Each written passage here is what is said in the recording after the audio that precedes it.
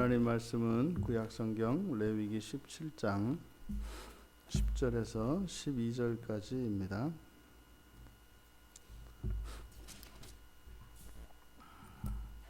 우리 같이 한 목소리로 함께 읽겠습니다. 이스라엘 집 사람이나 그들 중에 거류하는 거류민 중에 무슨 피든지 먹는 자가 있으면 내가 그 피를 먹는 사람에게는 내 얼굴을 대하여 그를 백성 중에서 끊으리니 육체의 생명은 피에 있음이라.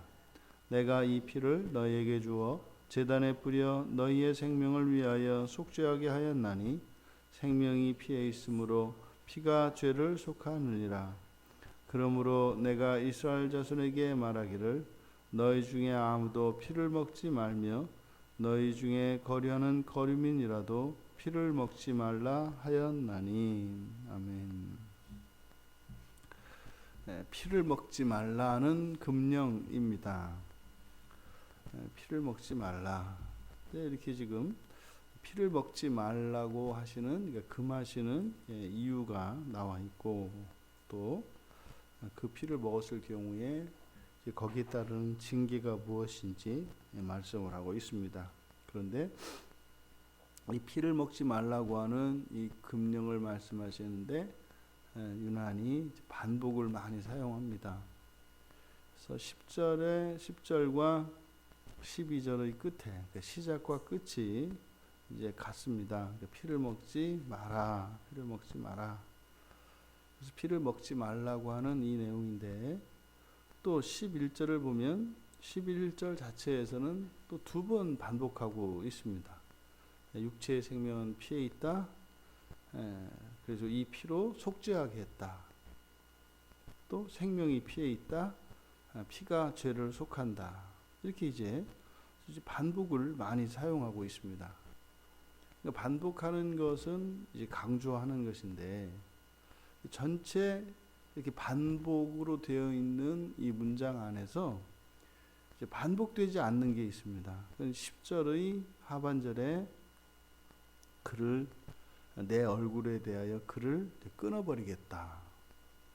그리고 11절에 이제 중간쯤에 이 피를 너에게 주 제단에 뿌려 너의 생명을 속죄하겠다. 제단에 뿌리는 내용.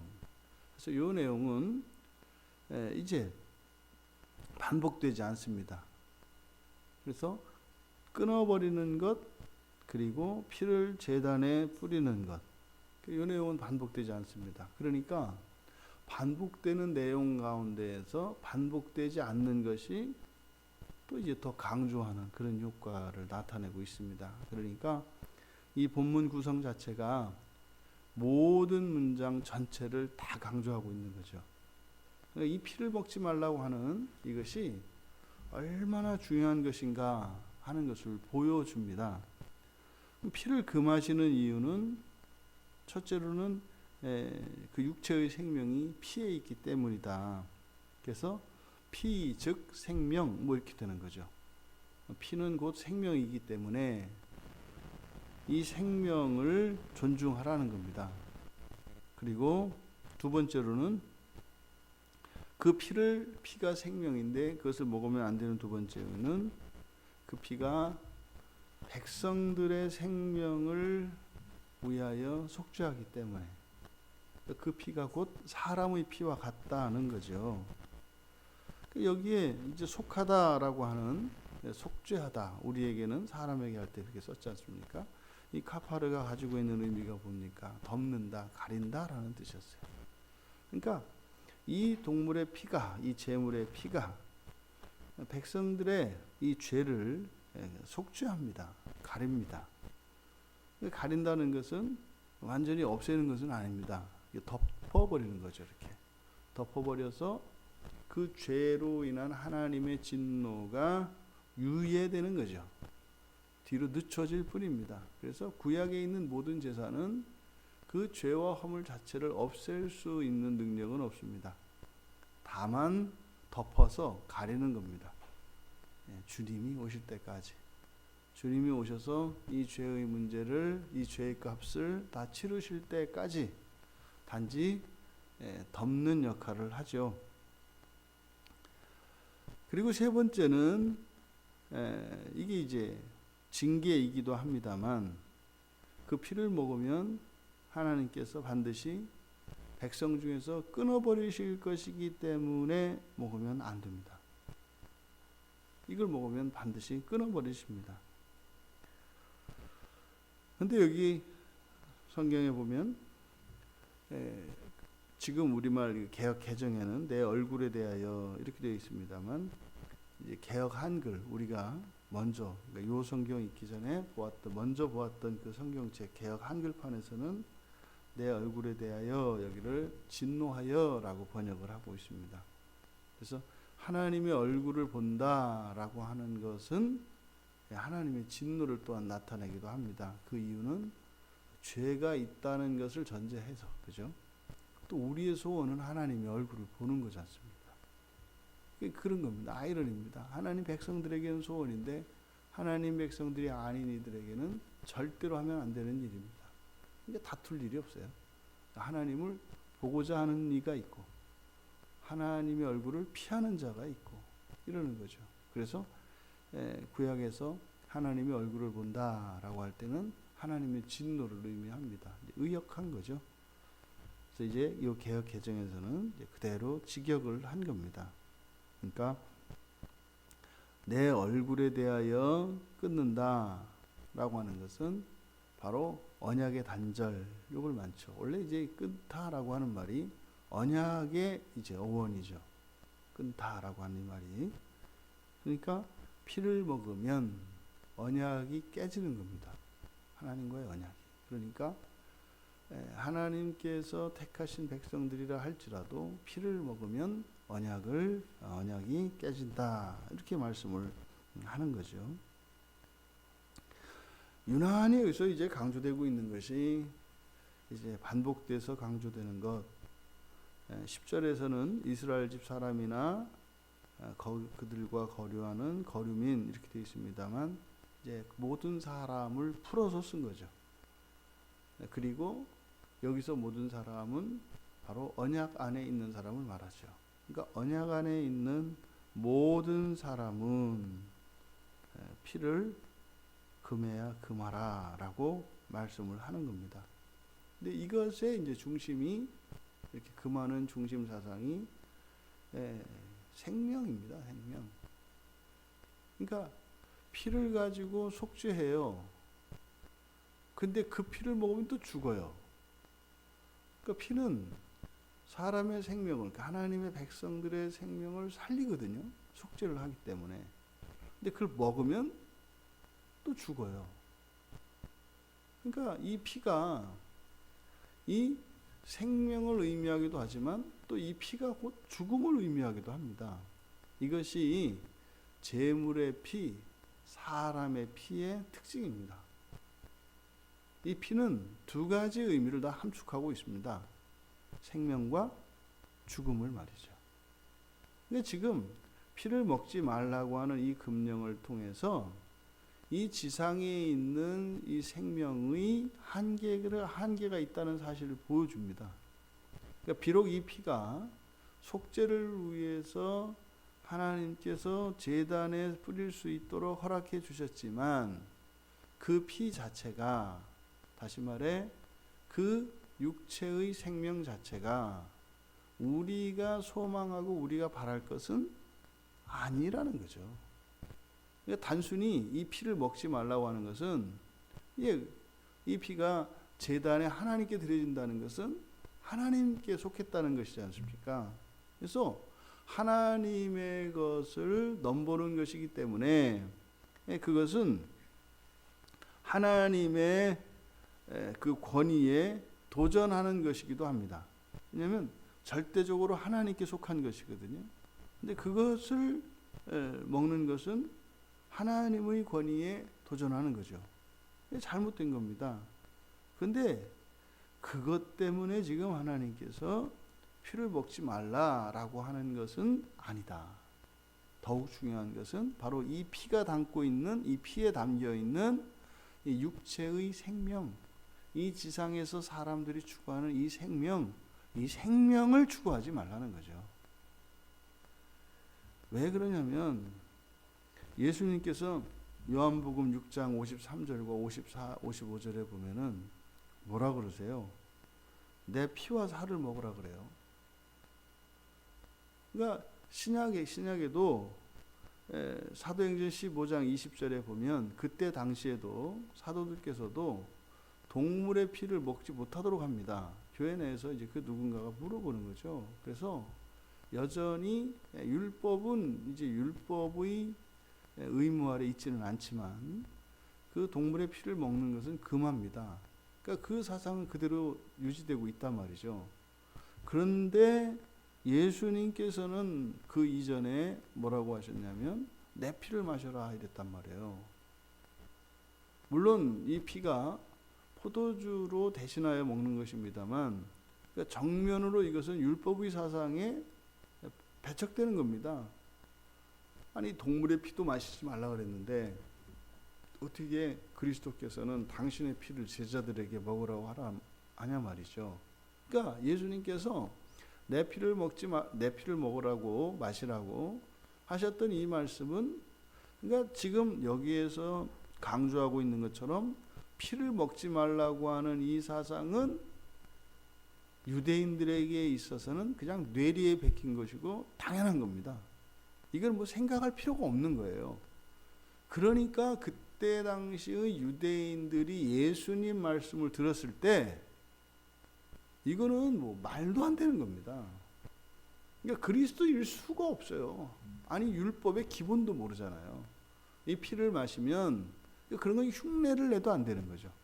율법을 마시면 언약에서 그냥 끊겨버리고 끝나는 건데 그리스도라고 하는 예수가 자기 피를 마시라고 하는 이런 언사를 했을 때 그거는 아니라는 거죠. 그리고 이것은 천인공노할 짓입니다. 신성모독이고요.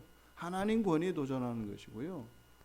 아니 동물 그 제물로 쓰는 동물의 피도 마셔서는 그걸 먹어서는 안 되는데 어떻게 사람의 피를 마시라고 하는 것을 더더군다나 그 포도주를 두고 포도주는 뭡니까? 이스라엘 백성들에게는 물이에요. 안 마실 수가 없는 물이라고요. 근데 그 물을 피로 바꿔버렸어요.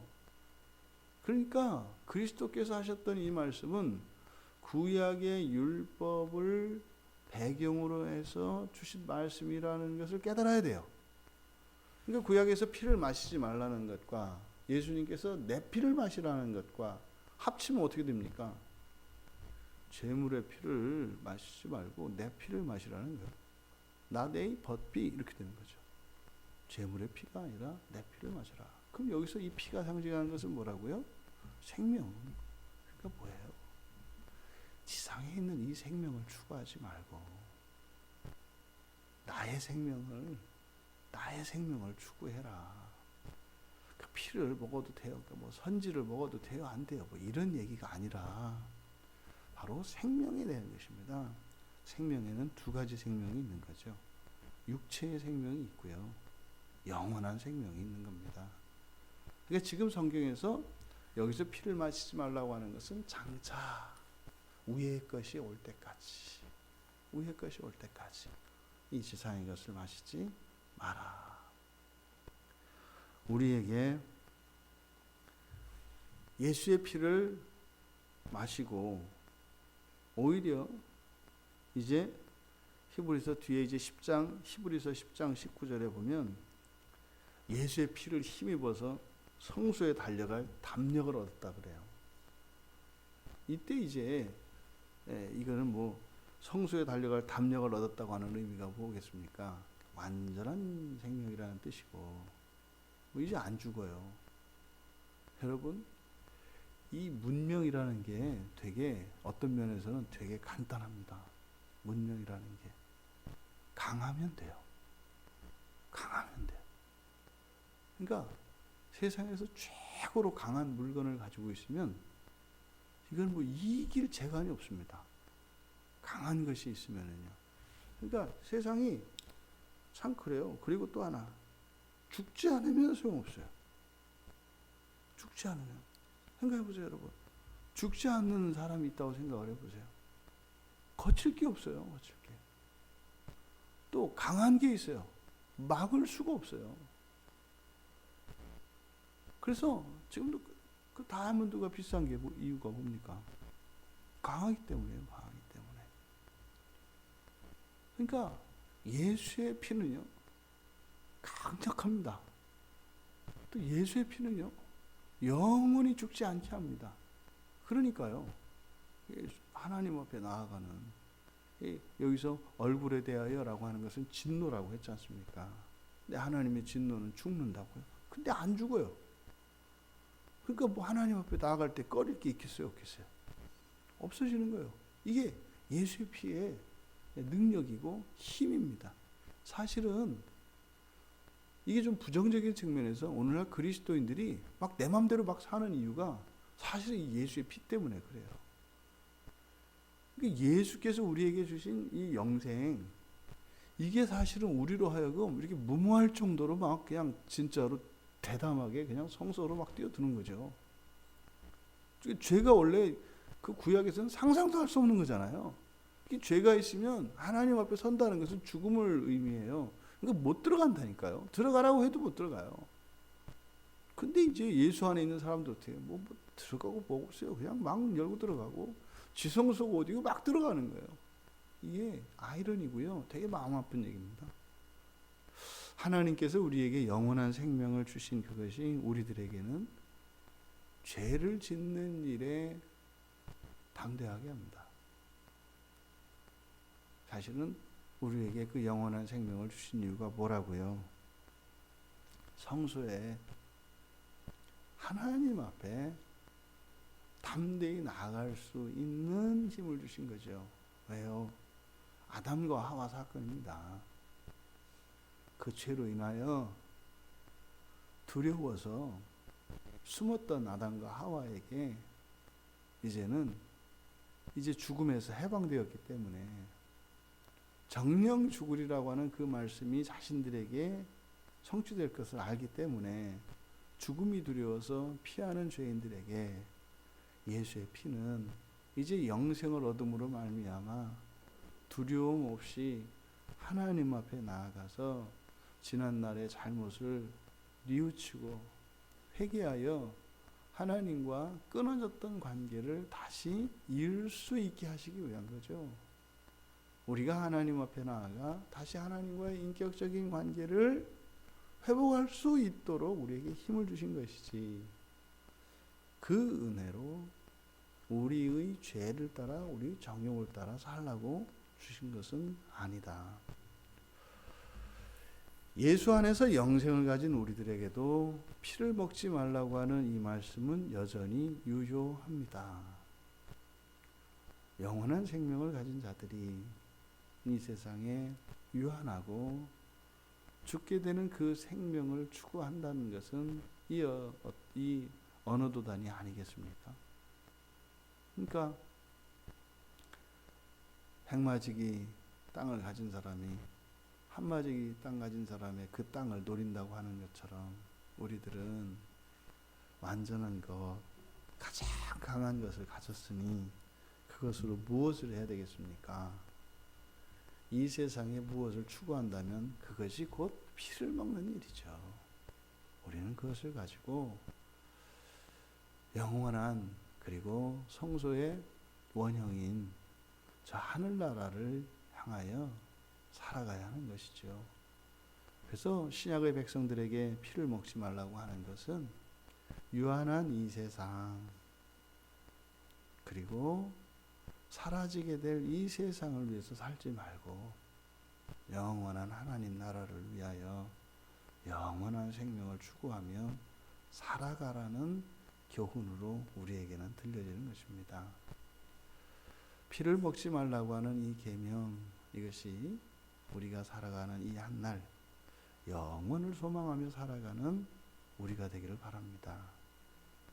그저 이 세상에 무엇을 따라 우리의 마음이 쏠릴 때 우리 스스로 마음에 다짐을 합시다. 피를 먹지 말자. 피를 먹지 말자. 때로는 이 땅에 있는 그 어떤 어려움과 고난들이 찾아왔을 때 피를 먹지 말자. 오히려 예수의 피를 마시고 영원한 생명을 가지고 하나님의 지성소로 나아가자.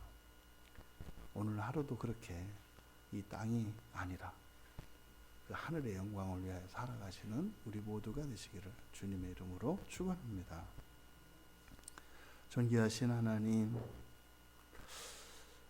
예수의 생명을 얻었음에도 불구하고 여전히 저희들의 마음의 중심이 이 땅에 머물러 있다면 예수의 피가 너무나 아깝고 더 예수의 피를 능멸하는 것이 아닌가 생각을 하게 됩니다. 하나님, 피를 먹지 말라고 구약의 백성들에게 주셨던 이 금령을 통해 이제 예수의 피로 영원한 생명을 얻은 저희들이 마땅히 살아야 할 바가 무엇인지 깨닫게 하여 주셨사오니 하루하루의 삶이 영원한 삶으로 영원한 하나님 나라를 준비하며 살아가는 저희들 되게 하옵소서. 감사하며 예수님의 이름으로 기도하옵나이다. 아멘.